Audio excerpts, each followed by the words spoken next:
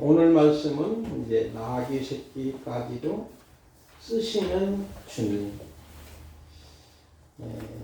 나귀 새끼는 말하고 비교하면은 상당히 순한 짐승이지요.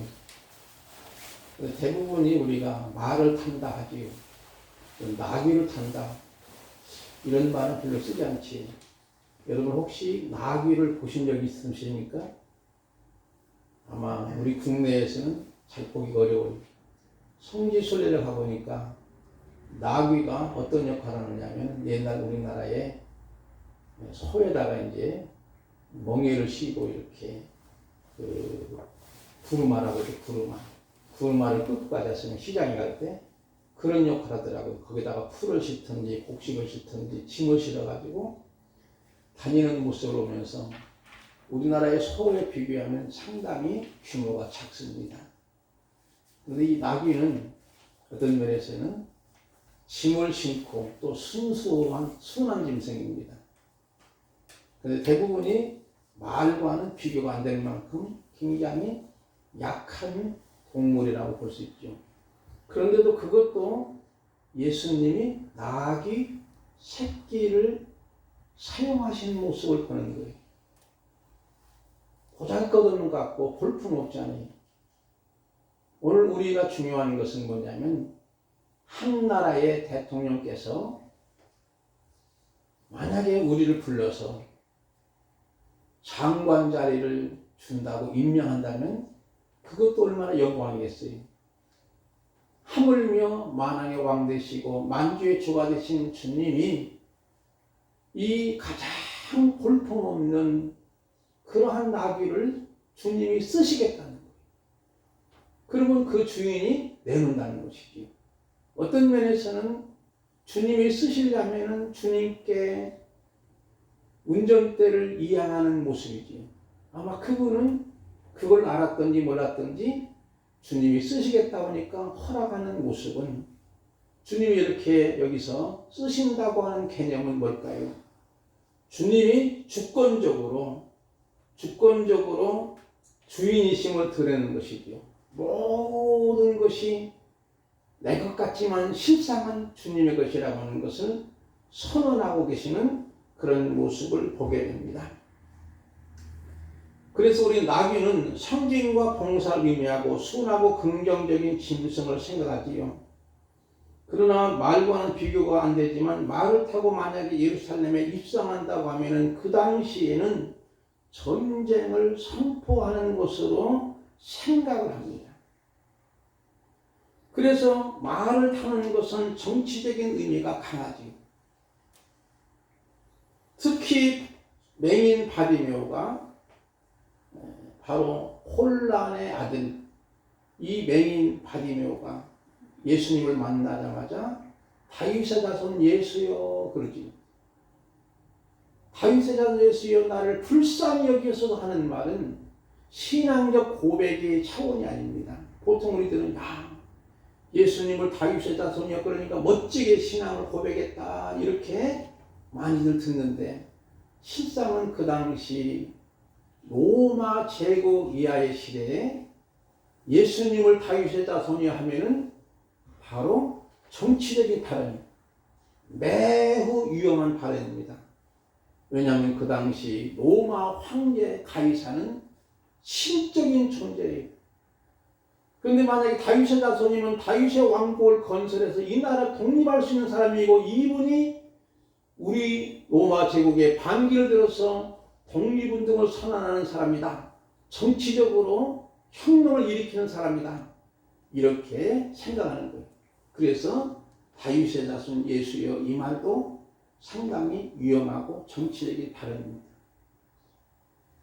그럼 오늘 보면 우리가 중요한 것은 예수님은 왜 하필이면은 나귀를 타셨을까? 제자들이 생각할 때는 예수님이 예루살렘 입성하셔가지고 그래도 나라를 탈환해가지고 우리가 좌의정 우의정 한 자리를 해야 되는데 예수님이 형편없는 나귀 새끼를 타시네. 말을 타고 가지 않고 그 제자들과는 상당히 거리가 멀은 거예요. 예수님과는 생각이 차이가 나는 거죠. 이 제자들은 서로 자리다툼하죠. 누가 크냐고 하면서도 예수님이 이제는 이 나라의 임금님으로 등극하시면 내가 그래도 장관 자리는 하나 해야지. 이런 타고난 생각을 제자들이 갖고 서로 다투고 서로 경쟁하는 거예요. 근데 예수님은 말을 타고 가지 않고 나귀를, 그것도 새끼를 타고 가시는 모습을 보면서 제자들의 생각은 얼마나 황당했을까, 얼마나 당황했을까 하는 생각을 가져보는 것이죠. 그러니까 그들의 의도와 목적과는 너무나 어긋나는 거예요.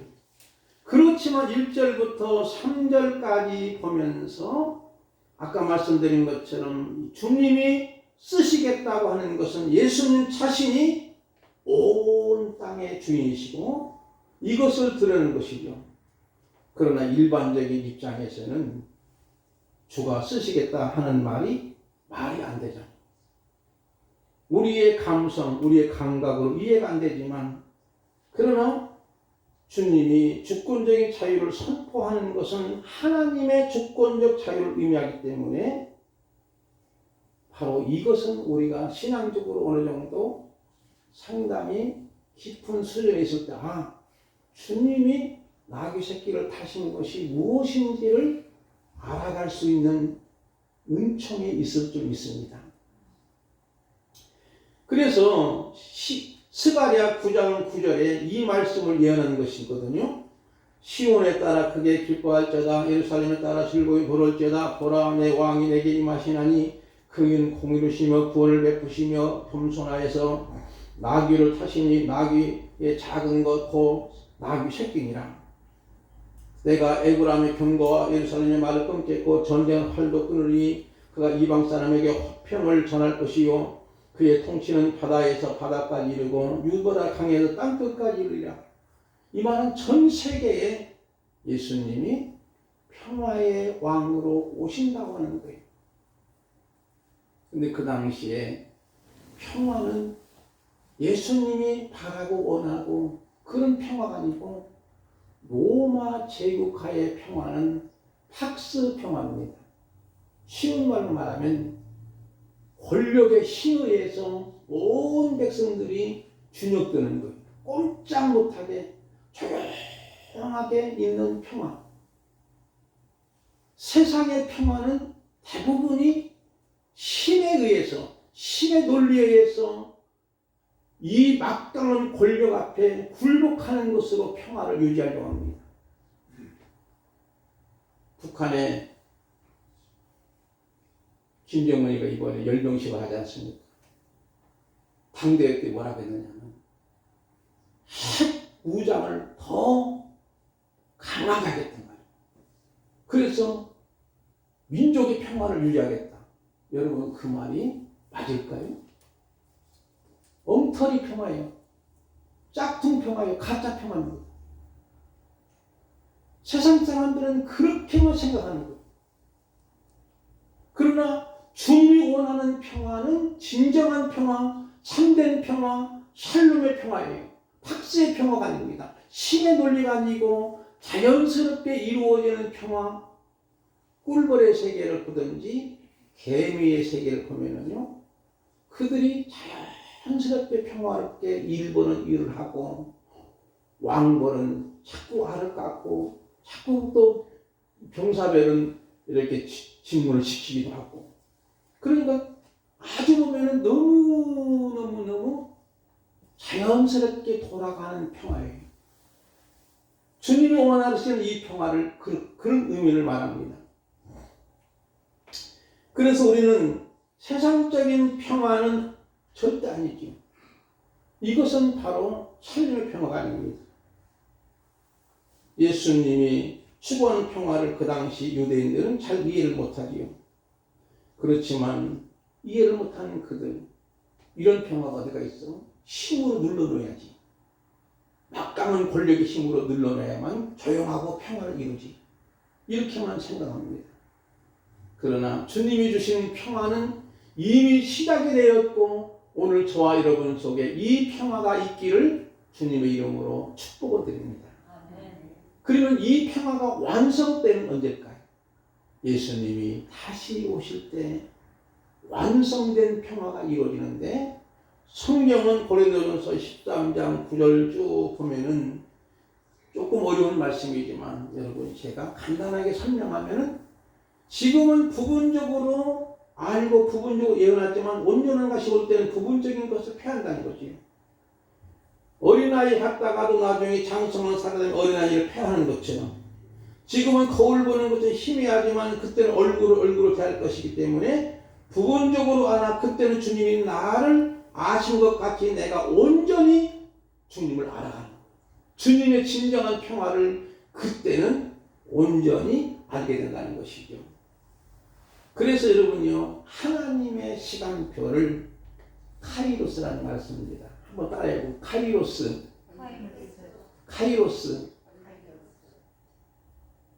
하나님의 시간표와 사람의 시간표가 달라요. 우리 사람의 시간표는 오늘이 1월 며칠이죠? 17일, 내일은 18일. 2021년 벌써 시간이 자꾸 흘러가잖아요. 그 시간표를 크로노스라는 거예요. 물리적인 시간이죠. 그러면 하나님의 시간표는 때예요. 하나님의 때를 의미합니다. 그러므로 세상 사람들이 말하는 물리적인 시간으로서는 이 주님이 주신 평화를 도무지 이해할 수 없지만, 하나님의 시간표로 생각하면 그때가 올 줄 믿습니다. 하나님의 때가 되는 거예요. 하나님의 때가 되면 예수님도 다시 오실 줄 믿습니다. 그런 모습에서 우리는 인간의 시간 개념과 하나님의 시간표가 다르다고 하는 것이죠. 그때 가서는 진정한 평화가 이루어지는 거예요.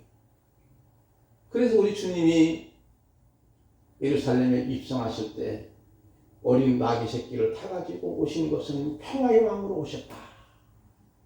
그런데 예수님이 정치적으로 메시아가 돼가지고 유대의 임금이 됐을까요? 어떻게 됐지? 그 후로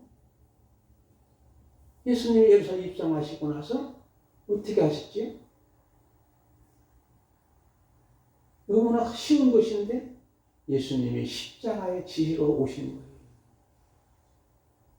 십자가만이 진정한 평화를 주신 거기 때문에 우리로서는 이해가 안 되는 것이고 일반적인 생각은 이해가 안 되지만은 예수님의 십자가를 지심을 통해서 진정한 평화를 이루는 것이지요. 그때는 많은 사람들이 6월절 직후로 예루살렘으로 수많은 군중들이 모여듭니다. 모든 유대인들은 6월절이나 초실절이나 이 3대 절기가 당하면 모두가 희생제사를 드리기 위해서 예루살렘 성경으로 모여드는 거예요. 그때 예수님이 이 어린 나귀 새끼를 타가지고 입성하시지 않습니까? 그때 사람들이, 예수님의 제자들은 자기들의 겉옷을 안장을 깔고, 그리고 다른 사람들은, 성경에는 나뭇가지지만 다른 복음서에는 종려나무 가지 꺾어가지고 흔들면서 예수님을 환영하는데 어떻게 화장했지요? 성경 봅시다. 한번 빨리 보셔가지고 쉽게 나 어떻게 환영했지요? 자, 호산나 그랬지. 호산나의 뜻이 뭘까요? 9절 말씀 보니까 앞에서 가고 뒤에 따르는 자들이 소리 지르되 호산나 찬송하리로다 주의 이름 오시는 이여 그러죠. 그 다음에 10절도 마찬가지로 호산나 하더라 그랬죠. 따라합시다. 지금 우리를 구원하소서. 절박한 상황에 부르짖는 거예요. 호산나, 지금 우리를 구원하소서. 그 당시에 많은 사람들은 예수님의 예루살렘 입성하심을 통해서 임금님이 되어가지고 우리에게 독립을 주고 우리에게 압박과 서름을 끝내시는 분으로만 오해해서 호산나 다윗의 자손이요 이렇게 소리 지르는 절박한 상황이지만, 예수님은 그들과의 생각이 멀지만 예수님이 주시는 평화는 십자가예요. 6월절 때 많은 군중이 모였습니다. 많은 군중이 모였을 때 예수님이 지금 이렇게 입성하시는 모습은 예수님은 바로 내가 어린 양이로다 하는 것을 보여줍니다. 그래서 세례요한이 예수님을 보고 났을 때 보라 세상 죄를 지고 하는 하나님의 어린 양이로다 그랬잖아요. 그 당시 유월절은 왜 지키는 거예요? 이스라엘 백성들이 유월절 지키는 것은 출애굽식에 장자 죽음의 재앙을 면할 때에 어린 양을 잡아서 그 피를 문설주에 바르는 거예요. 그러면 그 문설주에 피가 묻은 가정은 죽음의 천사가 패스오버 그냥 지나가는 거예요. 그리고 어린 양의 피가 없는 유대인 말고 애굽인 사람들에게는 어떻게 되죠? 전부 장자가 그날 전부 세상을 떠나는 거예요. 집집마다 초상집이에요. 그런데 유대인 가정에 어린 양의 피가 발라진 이 가정은 장자의 죽음이 없고 오히려 그 죽음을 통해서 바로 왕이 이스라엘 백성들을 해방하고 자유를 선포하고 풀어줍니다. 그리고 모세를 통해서 200만 명의 이스라엘 민족이 애굽을 떠나는 것. 그것이 바로 출애굽 익소더스예요. 예수님이 바로 어린 양이심을 보여주는 메시지, 깊은 의미가 있는 거예요. 그리고 예수님이 스스로 십자가에 지어 가시는 거예요. 그리고 감람산에서 예수님이 기도하시는데 아버지 할 수가 있으면 이 잔을 물러나게 하옵소서. 그러나 나의 원대로 마옵시고 아버지의 원대로 되기를 원합니다. 이렇게 말씀하죠. 그리고 당당히 예수님은 십자가 지시러 가시는 거예요. 사랑하는 성도 여러분, 오늘 우리가 중요한 것은 뭘까요? 여기서 우리는 바로 가장 중요한 것은 주님이 쓰시는 어린 나귀 새끼처럼 되시기를 바랍니다. 내가 비록 보잘것없어요. 볼품이 없어요. 가진 것도 없어요. 연약합니다. 나이도 있어요. 그렇지만 주님이 나를 쓰실 때는 아름답게, 소중하게, 신실하게, 건강하게 사용받을 줄 믿습니다. 나귀 새끼도 쓰시는 주님이신데 하물며 하나님의 사람이여 걸작으로 만든 우리를 안 쓰시겠나요? 우리를 소중하게 아름답게 탁월하게 사용하실 겁니다. 우상 숭배자였던 아브라함을 부르시고 믿음의 조상으로 쓰셨고 복의 통로자로 사용하시고 포로했던 다니엘을 바빌론에게 선한 정치로 사용했고 노예했던 요셉을 애굽의 총리로 내각 책임대에서 그 당시 총리는 모든 실권을 가진 사람으로 하나님이 그를 쓰시는 거예요. 생각해 봅시다. 전에는 우상숭배했지요. 철간에 가서 빌던 사람인데 목사님이 됐어. 아브라함 경우에.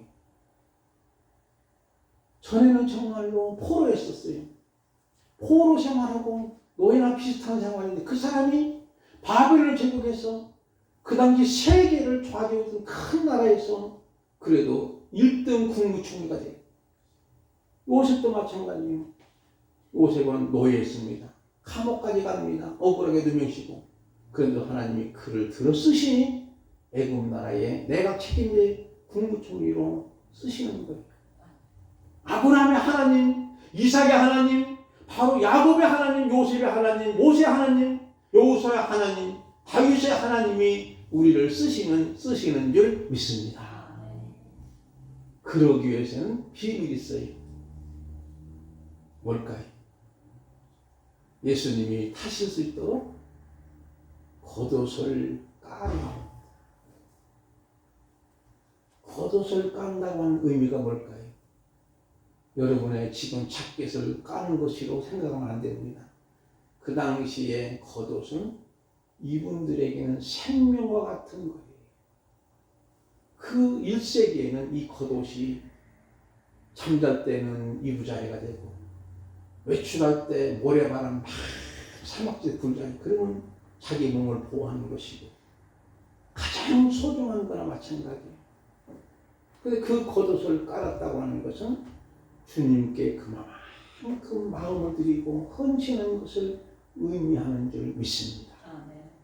그러면 여러분, 이 코로나 상황에서도 우리를 멋지게 사용하실 줄 분명히 믿습니다. 안타까운 것은 이 코로나가 하나님보다도 전능하실까요? 하나님보다 전능하지 않잖아요. 그러면 우리는 최대의 방역을 쓰면서 예배를 드릴 때 예배에 와서 드리는 것이 얼마나 복된지 모릅니다. 여러분을 하나님이 쓰실 줄 믿습니다. 그러나 이 코로나가 무서워. 전능하신 하나님보다 무섭다면 하나님을 믿는 것이 아니죠. 교회를 다니는 거잖아요. 교회는 될 수 있어도 성도는 될 수 없는 거잖아요. 오늘 우리 한국교회 지금 하나님이 퀴즈를 하는 거예요. 제가 우리 어머니가 옛날 시골에서 옛날에는 방아를 찌면 돌이 있잖아요. 지금은 다 정비소에 돌이 건져지기도 하고 깨끗해져. 이렇게 하면은 어때? 그 정비소에서 방아 쪄서도 맷절하는 거 있잖아요. 그리고 이 켜져 있고 그러면 그것이 날다가 그리고 곡식을 안에 들어오고 그리고 나중에 돌이 가끔 있어요. 이렇게 돌을 또 걸려면 혹시라도 밥을 해가지고 돌이 딱 찢는 사람은 누굴까요? 권사님. 아버지가 돌을 씌고. 왜냐하면 밥을 제일 먼저 푸거든요. 밥을 제일 먼저 푸니까 제일 먼저 푸는 그 속에 돌이 올라가는 거예요. 묵어가지고 끓여가지고. 그러면 제일 먼저는 아버지가 돌을 씹을 수가 있거든요. 우리 어머니가 그냥 돌을 세세히 기르는 거예요. 그 당시 그렇게 해서 밥을 했지 않습니까? 무거운 것은 안에 들어요. 알맹이는 안에 들어지만 뚝뚝이는 날아가게 되는 거예요. 이런 생각을 우리가 가지면서 여러분은 보배로운 성도인들 분명히 믿습니다. 하나님이 쓰시는 거예요. 아름답게 쓰시기 위해서는 건강의 복도 주실 줄 믿습니다. 은혜를 주실 줄 믿습니다. 은총을 주실 줄 믿습니다. 약한 나로 강하게 해서 가난한 우리를 부하게 해서 하나님이 사용해 주실 줄 믿습니다. 주님이 쓰시기 합당한 사람 무엇보다도 나귀 새끼처럼 겉모양은 불품이 없지만 성실하게 일하고 겸손한 자를 사용하시는 줄 믿습니다. 예수님의 제자들도 빈둥빈둥 노는 사람 부르지 않고 열심히 고기 잡는 어부들을 부르셔서 예수님의 제자로 삼았던 것처럼 특히 온유한 자를 사용하십니다. 다음 주에는 제가 이삭의 하나님에 대해서 말씀을 준비했는데 이삭을 왜 하나님이 그 당시에 흉년 때에도 100배의 복을 주셨는가? 너무나도 이삭은 바보예요. 바보 이삭인데 왜 하나님이 그렇게 복을 주셨을까? 그걸 제가 굉장히 고민하고 연구하면서 묵상하면서 깨달은 것이 이삭이 온유한 자였구나 하는 걸 느낍니다. 온유한 자는 복이 있나니 저희가 땅을 기업을 얻을 것이며 그랬잖아요. 바로 정말 그는 부자가 됐어요. 엄청난 부자가 됐는데 그를 시기하는 블레 사람과 싸우지 않았어요. 얼마든지 전쟁의 실력으로 군사력으로 힘의 논리로 싸워 이길 수도 있지만 싸우지 않고 그냥 생명샘을 같은 이 우물을 그냥 버리고 파는 거예요. 또 파는 거예요. 또 메꾸면 또 파는 거예요. 메꾸면 또 파는 거예요. 그런데 나중에 보니까 블레 사람들이 이제는 지쳐가지고 야 우리 화친하자 화해하자고 미안하다 죄송하다고 그러는 거예요. 그런 모습이잖아요. 이게 바로 이삭이 복받은 비밀이고 하나님으로도 쓰임받은 비밀인 것을 알게 됩니다. 그러므로 좋아요. 마지막으로 드릴 말씀은 이렇게 나아비가 예수님을 쓰임받을 수 있었던 것은 가장 중요한 원리는 뭘까요? 주인이 바꾼 거예요. 주님이 쓰시겠다면 그 나귀 새끼의 주인이 내어놓은 겁니다. 오늘 저와 여러분도 나의 인생의 핸들을 내가 잡지 말고 주님께 맡김을 통해서 주님으로부터 멋지게 아름답게 쓰임받는 저와 여러분 되기를 주님의 이름으로 축복을 드립니다. 기도하겠습니다.